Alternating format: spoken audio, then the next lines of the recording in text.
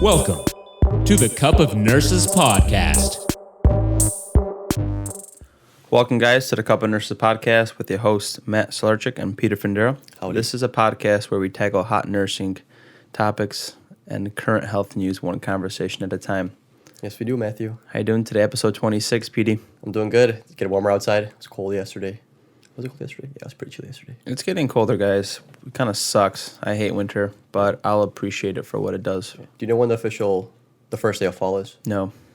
Me either. Things I don't know, huh? Yeah. Usually when September hits, I consider early fall because it's Chicago. Cold as fuck. And don't forget your vitamin D.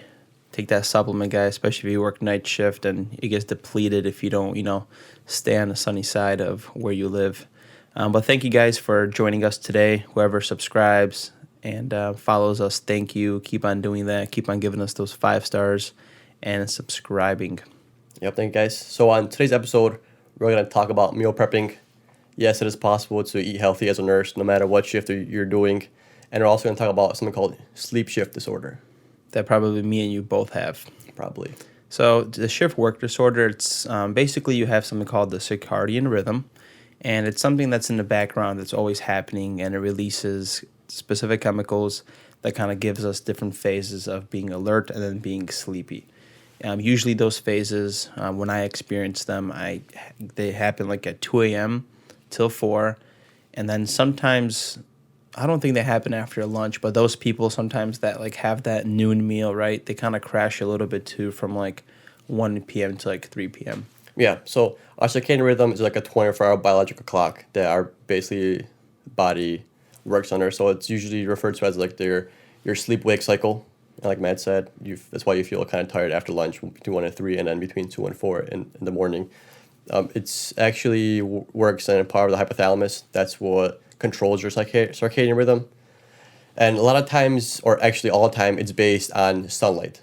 So the light and darkness, that's what influences your hypothalamus to make you tired.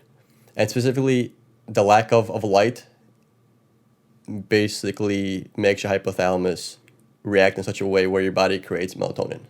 And that's why you feel more tired at night. Your body kind of preps you for sleeping. I wonder if our eyes have something to do with it, where whatever the reality that we take in through the eye, it kind of dictates how the hypothalamus acts. Because we somehow know that it's dark out and working a night shift, even though like we see the lights are on, somehow we still get tired and we still have that fatigue. I wonder how that works.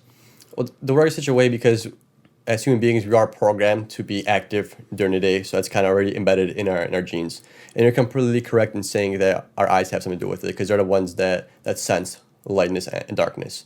So we're already pre-programmed to stay awake during the day and, be asleep at night. And working night shift, it's a flip schedule. It's the exact opposite. And our body never fully adjusts to it just because when you come home, it's daylight, so your body thinks it's time to awake and arise. And even though there's lights on in the hospital, it's still technically nighttime and it is still dark. You're not getting any sunlight in the hospital because it's dark. Even though you're getting light, it's artificial light. Your body doesn't sense that as much as it does like natural sunlight. So even though the lights are on at work and it's bright, your body is still producing somewhat of melatonin. Probably not as strong as it would normally for a normal human being that works a normal 9 to 5 and being sleep at night, but you still do produce melatonin. And sometimes people take that as a sleep substitute in order to increase their. I wonder if we could take, for example, melatonin in order to reset our schedule if we were to go on day shift, for example. So with that, I guess you could reset it, but first of all, working night shift, you're already having that abnormal circadian rhythm. So you're kind of basically reprogramming yourself to being back normal. Yeah. So your question was, what was your question too? Let's just say if you switch shifts, should you start taking a little bit of melatonin in order to let your body know that, hey, it's time to go to sleep, to kind of get used to it instead of, it's 12 a.m., 11 p.m., and you're cranking out, right, your shift? You can, and it does work for some people, but I have a few coworkers that try taking melatonin and it doesn't really do anything for them. And that's basically due to, even though you're trying to go to sleep, even though you take the melatonin, the fact that if you don't sleep in a completely dark room, there's still sunlight going through curtains. And just that touching your body kind of realizes it that, hey, it's it's daytime. I've heard about that. Like even your skin has technically sensors that are activating this circadian rhythm. Right, and guess what? If your sleep gets interrupted while they're sleeping during the day, and you wake up and you see the light, and that kind of triggers your body to like be more awake. Okay, so the exact definition of the shift work disorder, it's a circadian rhythm sleep disorder characterized by insomnia and excessive sleepiness, affecting those people that have overlapping sleep schedules, and I believe it affects 10% of night shift workers. Yeah, 10% of night shift workers, and especially that it's even worse if you do rotating shifts. Because you could kind of get accustomed to working night shift if you always do night shift, but if you're like a firefighter or a police officer that does rotating shifts where, you're 1 month you're doing nights, 1 month you're doing days, that's even worse. That even makes a bigger toll on your body. So that completely messes your cycle compared to us just working like 3 nights or whatever the case might be. Okay. Because at least we get adjusted for those 3 nights, or even though we only work 3 nights a week, we've been doing it for years or for months. So our body kind of adjusts to it compared to going back and forth every other month. And the most common symptoms that occur with this shift disorder is you sleep, you get 6 hours of sleep, but you still feel tired. Like you feel like you're not getting full enough sleep, but you are sleeping a good amount of hours. That sucks because you wake up groggy, even though you slept the full time, you're still tired, and that makes you sleep in more. Like instead of waking up after 6, you now sleep for 8 or 9 or 10. Another one is difficulty concentrating, and then lack of energy, irritability, and depression, and that's all associated to like your lack of sleep. Right, lack of sleep, yeah. And it's interesting because we both work night shift, and I could see that firsthand.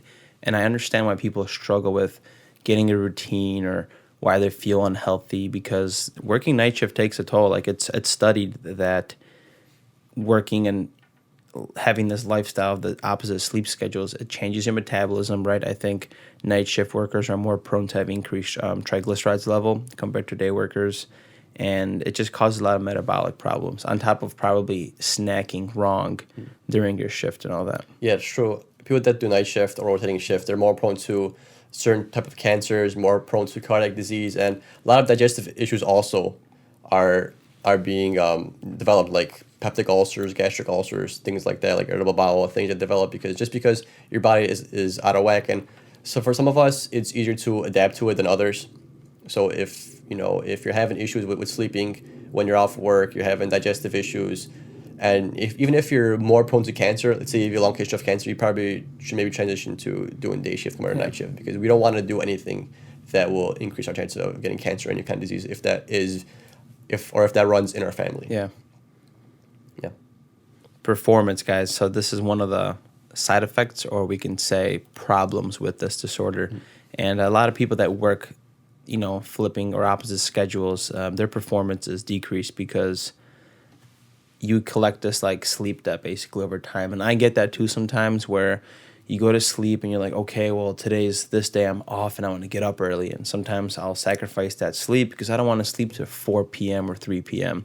And I'll wake up earlier and I'll get my 5 hours or something. But over time, like I've noticed that it puts a toll on me. It does affect me. Yeah, especially if you have 3 bad shifts in a row, and then you're off for like 4, and then you have another 3 bad shifts in a row. That's just going to add to your sleep. That's just going to make you more tired. And then we get into like safety issues where if you don't get enough sleep, your decision making is not as sharp as it was on a full night's rest. Or what about like what's your like performance working the first shift compared to the third? Right. Like how is your mental clarity? It's a little bit decreased. You notice that fatigue that you have, right? It's like a foggy feeling.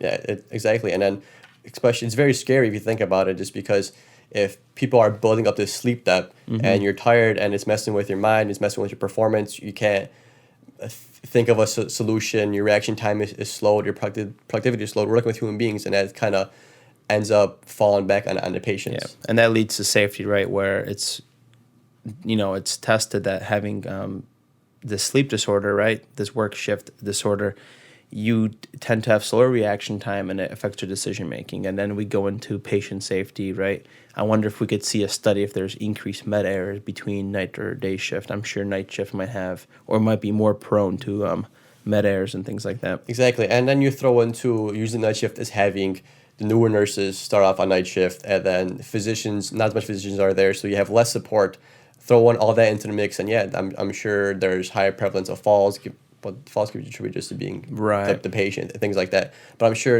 it could be attributed to like more med errors and more mistakes, just because you don't have that support there, and plus your cognition is already declined just because that sleep debt is because you're tired because you have this shift work disorder going on. Yeah, even like, do you remember when you first started or try to transition to nights, the drive homes? Like sometimes, guys, you're driving home and you're literally falling asleep behind the wheel. Like sometimes I had my windows all the way down, had some music on loud, and I had to kind of slap myself in the cheek once in a while because damn, I was just falling asleep. Yeah, there's definitely been times where I would be driving and then to get home I'd be like, damn, I don't know, I don't remember like the last 10 minutes of my car ride. It was just all autonomous. Where you're just an autopilot. And there is times where I've been so tired when I first started off that I would just nap an hour in my car before I even started driving because it would just be that bad sometimes. Unfortunately, that's just how it is. But like I said, it's easier for some people to transition than others. And if you're really struggling with night shift, like take the pay cut and just do day shift because there's so much other things that could impact you that are more important than money, like your health. Yeah, and especially if you don't have a good routine to begin with, you're not eating healthy to begin with, like all these things will pile on and will make your quality of life worse. Yeah. Like I know like nurses that have to take like a supplement that they're getting prescribed or they need, like an iron supplement or something because, you're working nights, not only are you eating good, those nurses that just snack on a vending machine, I should say, like you can tell the difference of just their appearance and things like that. Yeah, and this disorder also can lead to depression.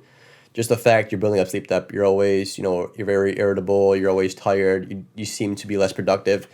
And another thing about this is working night shift, you're doing the opposite of society. So your parents, your friends, your family members, everyone you talk to is there on the 9 to 5 grind. And you rarely see them or, when you're up, they're sleeping, and when they're up, you're sleeping. And you just don't have that social aspect. If you don't have a healthy social life and you're always at home doing nothing, just hanging out, that's going to take a toll on your mind. You're going to kind of go crazy. You're going to be more sad because you're like, hey, I have friends, but I never see them. Are they actual friends? Like you get depressed. You kind of get boxed in almost. It's like working like those 3 in a row, and when everybody's awake, you're literally sleeping till 3-4 o'clock. You go to work, and boom, it's 7 o'clock. You're at work. You're hustling out your shift, and like let's just say you have some downtime at 10, 11, 12.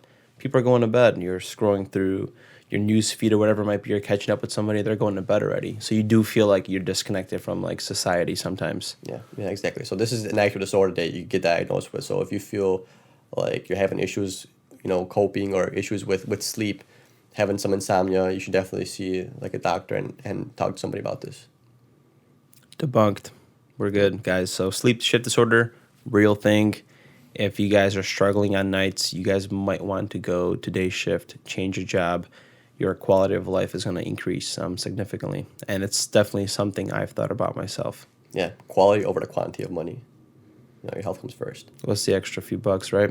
When it comes to your health. Yeah. Probably going to be spending more money on the vitamins in order to maintain what you're already losing. Yeah, or doctor visits, Yeah. So right now, how do nurses work long shifts and eat healthy, guys? This is not a secret.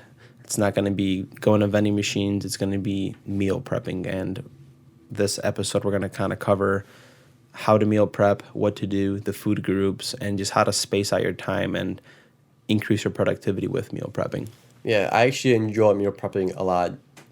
And it's not just for nurses. It could be for anybody. I know people that are healthy that always meal prep. Yeah. And it's a way to kind of make you eat better, eat clean, and not eat out as much or snack as much. Not only that, but you create a relationship with food and you enjoy what you're making. And personally, I like being in the kitchen. I like making a good meal. It's like a sense of accomplishment. And you know what you're putting in. You're not putting all these like artificial ingredients or dehydrated onions or something. You're just like, what is that? So there's all these like chemicals that you're avoiding when you're cooking yourself. And it's also like batch working. I feel like when you batch work things, you become very productive with anything. Let's just say you're working on this podcast thing and you do a specific task. You do it all in one sitting, and then you could focus on another task. And same thing with cooking. You're able to batch it up and have it for 2-3 days instead of you making that individual meal every single day, and you're cleaning the dishes, you're doing all that. So you're going to free up your schedule if you meal prep. Yeah, it's very true. I feel like part of having a good shift is having a good meal. And there's been times where I had a bad shift, but I know I had a good lunch, and I was just looking forward to, eating, having time to sit down. And it's very important. It's not just, for nutritional value, it's also like a mental thing. Like, sometimes it just makes you feel better. And I feel like meal prepping is probably the best way to eat healthy and stay eating healthy consistently. I'm not going to lie, sometimes when it is like 2 a.m. and I didn't have time to eat and I'm eating a meal, that broccoli just doesn't taste as good. So I like specific food groups when I eat, like food at work, for example, like broccoli and like a piece of steak or something. I won't have an issue eating it at like 4 p.m. But when it's like late at night and I'm reheating my food, it doesn't taste the same. Well, see, I don't mind reheating my food. It just depends what I'm eating. Yeah, it's like broccoli reheated, not my thing, personally. Yeah, I mean, I don't. So yeah, it just depends on kind of what kind of vegetable. Like broccoli, like Matt said, I'm not a fan of reheating just because usually I boil my broccoli and it's kind of almost kind of mushy.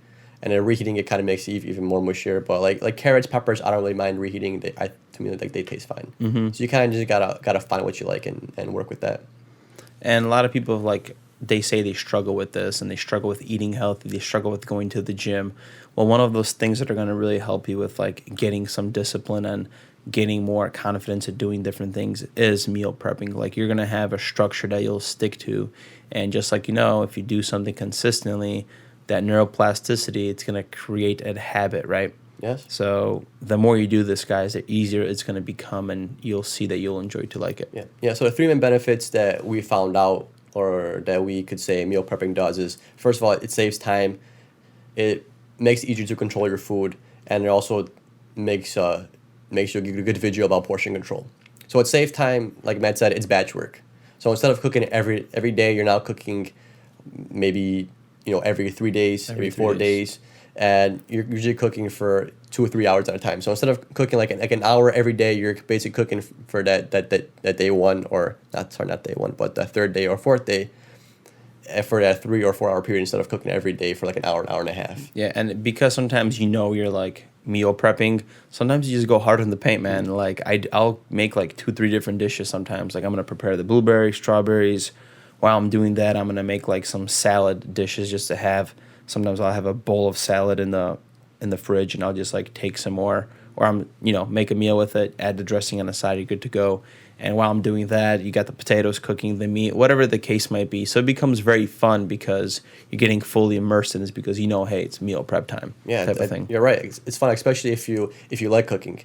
And Matt brought up a really good point. Like, he cooks one thing and then he cooks another thing at the same time. So you're all saving time by multitasking. Like, I use a crock pot. So, I toss my meat and veggies in a crock pot, and then, I make whatever on a pan, or I boil some potatoes. And the main thing I like about this is a lot of times, if you don't meal prep, you come home and you're tired and you're exhausted and you're like, damn, I don't feel like cooking. So you just make up like a bullshit meal, or you toss something in the microwave and you eat it. And you do the same thing the next day and the next day, and you've been eating crappy for 3 days in a row. Yeah. Compared to if you already meal prepped, you already have your 3 days worth of meals already set up for you, and you're less inclined to grab something unhealthy. Yeah, or if you're working like in between your 12-hour shifts, like you do not have the want to cook again in between your shift. And that's why a lot of people are prone to eating out, grabbing a quicker meal, because there is no time. If you're working 2-3 shifts, 12 hours comes up to, let's just say 14 back to back, and you're more prone to making bad food choices. So meal prepping helps you avoid that, kind of helps you kind of stay consistent with, hey, I'm going to eat what I make. Exactly. And you develop a relationship with your food, so you know exactly what you're consuming. It's not like you're ordering out like a burger place. You're not sure if if the beef is 80% meat and 20% fat. You buy the ingredients that you cook with, and hey, I'm actually eating actual chicken today with veggies. You eat a lot healthier because you're the one actually buying these groceries and actually cooking these yourself. Yeah. One disclaimer though, if you guys like seafood, when it comes to like scallops and shrimp, that is the only thing that probably sucks when it comes to meal prepping. So you kind of have to, because I don't think shrimp sitting in the fridge and heated up tastes good. So when it comes to seafood, guys, I'll make it that day of, but I already have my other stuff already prepped up. and that's where my time gets saved. So some stuff I like to just make on the day of, like broccoli. It's pretty simple. I cut it up, put it in a not a pan, A bowl like a bowl. You steam it or? I steam it up a little, put some water in there, steam it 5 minutes, take it out, I'm good to go. So it's quick, but you want to batch up the things that take a lot of time, like making a quinoa salad or something, Exactly, yeah. Another thing is a portion control. Like you actually see how much 2 pounds of chicken is or 1 cup of rice, because when you go to a restaurant, those meals aren't proportioned or aren't like sized in actual portions. You get a lot of times when you order out, you get a pasta. That's like 3 or 4 servings of pasta in that one meal. So you kind of see how much food you're actually consuming. Because a lot of times we go out, we underestimate how much calories we intake or how much carbs. Because if somebody gives me 1 serving of pasta in a restaurant, a serving is an actual serving. It's usually, like I said, 3 or 4. Yeah, and there are studies that show that you're more inclined to eat less if your plate is smaller. So if you have a smaller plate at home and you're eating on that plate compared to a bigger plate, like studies show that over time you're actually having a smaller or a less calorie intake if your goal is to lose weight. Yeah, that makes sense. Because somebody gave me like a big bowl with a little bit of pasta in there, I'd probably be like, damn, this is not that much pasta. But it's actually 1 serving of pasta. So it's like another marketing thing, I guess people do. It could be, and like let's just say you do order pasta. You go into the Cheesecake Factory. That pasta is probably like 150 grams of carbs. You're not even realizing it, and you're intentionally eating it because you don't see the calories. So like you making the food and you're looking at the label and you're like, wow, I'm gonna be eating 450 calories of rice. Like I better kind of like take a little bit away or space it out, and that's where that meal prepping comes in. Yep, it's completely correct. So what do you really need into meal prep? I mean, first of all, you need some Tupperware for sure. Mm-hmm. Some nice Tupperware and some measuring devices. You better learn how to cook too.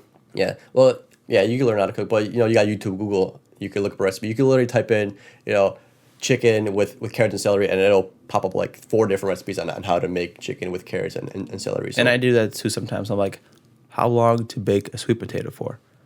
How long should I cook my shrimp?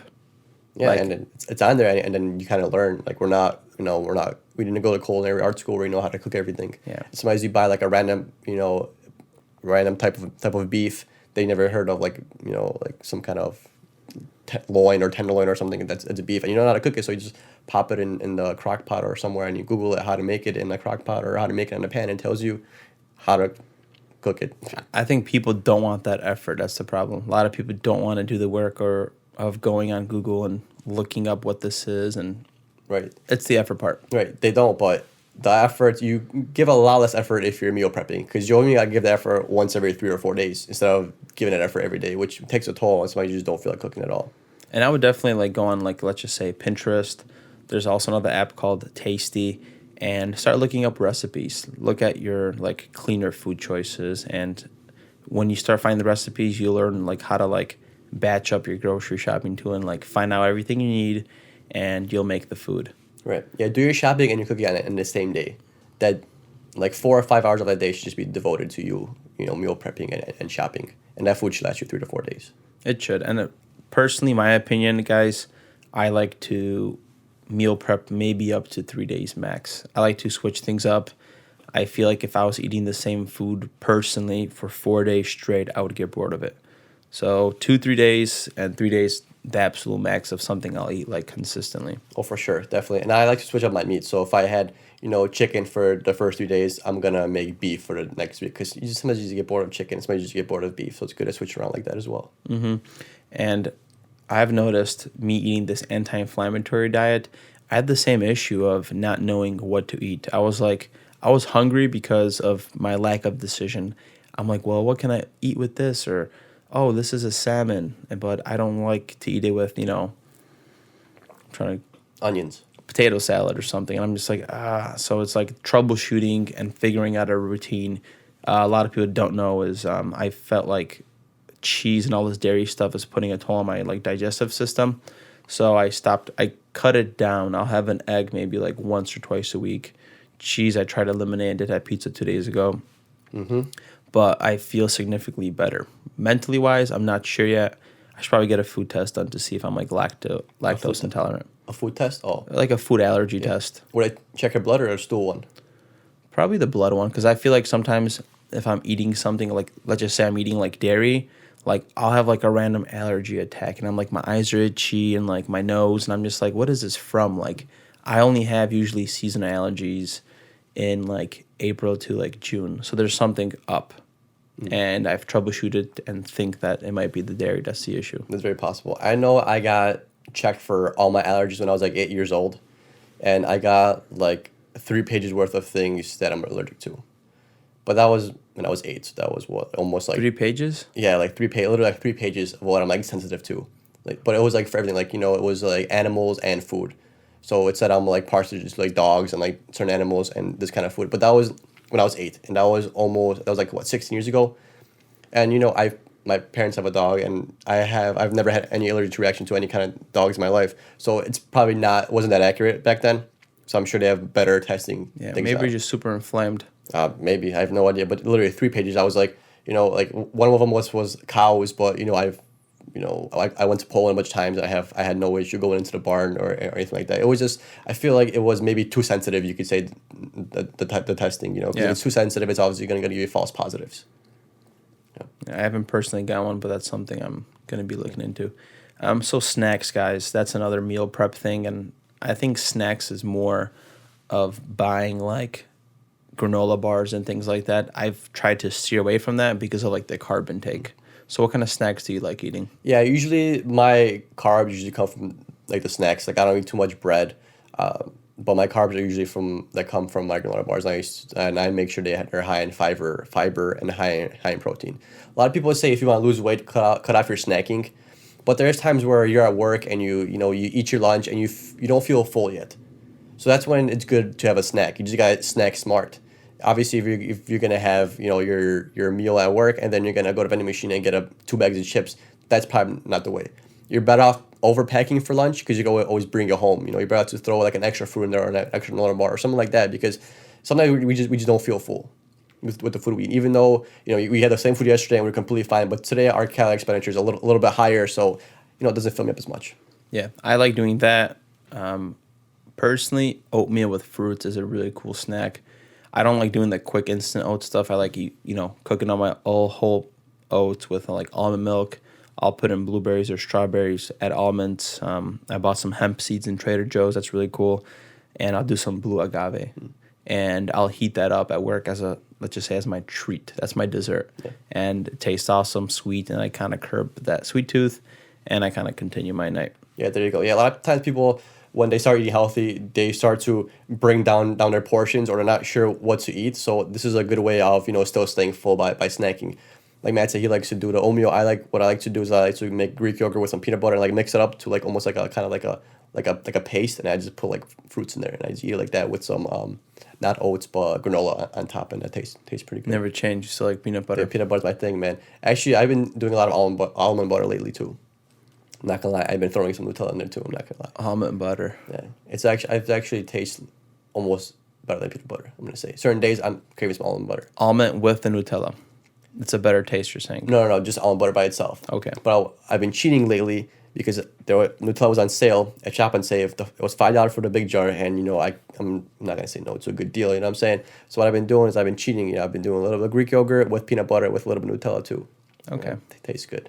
I've been a little bit more will-powered here, but Hey, next time there's a sale on Nutella, I'm gonna buy you a jar too. We'll see how quickly it goes here. Mm-hmm. What else can we say about meal prepping? I would definitely also look into the containers. That's another thing. If you want to be a little bit crazy about things, make sure your containers are like BPA free. And microwave safe and all that. Microwave safe, yeah, because a lot of people that are reheating their items, they're not realizing that this plastic is dripping into the food, technically, or leaking or evaporating. I don't know how BPA gets transferred, but you're eating these microplastics, and you want to avoid that. So that's one thing I'd consider as well. Yeah, and I mean, there's all kind of Tupperware you could buy. You could buy ones that already have like pre-measured slots where it'll be, if you fill this up to this level, it's 1 cup and things like that. But I mean, I don't go crazy like that. I just, throw my meat in one container and then throw my rice or potatoes in another container. I just kind of spoon it out as I go. Yeah, and it depends what your goal is. Like, you could take MyFitnessPal and you could weigh out your meat, and you can make it very, very structured where you know exactly how much calories you're eating per day. but I start feeling like a number muncher, man. Like it's just way too robotic for me. So I'll meal prep, and I kind of know my body already. So I don't really portion up with like calorie counting. I just kind of know what I eat, and I just kind of weigh myself every 2-3 days, and I kind of just base it off that. Yeah, I feel if you're counting macros, meal prepping is probably the best way to have a good accurate count on your macros. Because I know when I cook, my girlfriend does, she counts her macros. So when I meal prep, I measure everything out, and I run a post it like, hey, this is what it is, and it kind of gives me a good visual too about what I'm eating. And it's pretty fun. I mean, I personally like cooking. I always liked cooking, and I've been meal prepping for a while. Back when I was on a keto diet, I used to meal prep all the time. So I could probably eyeball, a cup of this or a few pounds of that. And you kind of, you kind of learn as you cook, and you get better at it. And sometimes you even need to measure anything out because, you can already eyeball things. Yeah. And maybe you're the one that's struggling with, like, let's just say, losing calories and things like that. Maybe meal prep is something that you should do because you don't want to switch up your diet. You don't want to switch up your routine. You don't want to go on keto. Well, maybe try, meal prepping and counting your calories a little bit and see if that helps, because usually portion control is the answer. Yeah, meal prepping is an awesome thing. I think we should wrap this one up. Wrap it up. This is a little bit quicker one, guys. People are like, oh my God, it's not a 45-minute show. That's what I'm saying. Quick, nice 30 minutes, guys. Give you guys the info. It's your business. If you guys prefer shorter podcasts, let us know. But we like the long form. We like to talk a little bit. Maybe your commute is 45 minutes, so we're trying to get in that time frame. Well, if your commute's 45 minutes, guess what? You can listen to 15 minutes of another podcast. Exactly. Alrighty, guys. Thank you guys for listening. This episode is about meal prepping, why you should do it. It saves time, keeps you nice and slim. You have portion control, and also the work shift disorder, guys. If you are struggling on night shift, you should consider maybe going to days for quality of life and resetting your circadian rhythm. Yeah, or just try day shift for like a month or two. I'm sure your job will let you, and see how it feels. And go with that. What's the show sponsored by today? I have no idea. Apple Jacks. Apple Jacks, the best cereal in town. Joking, guys. Take care. Have a great weekend. Okay. Yep, take it easy, guys.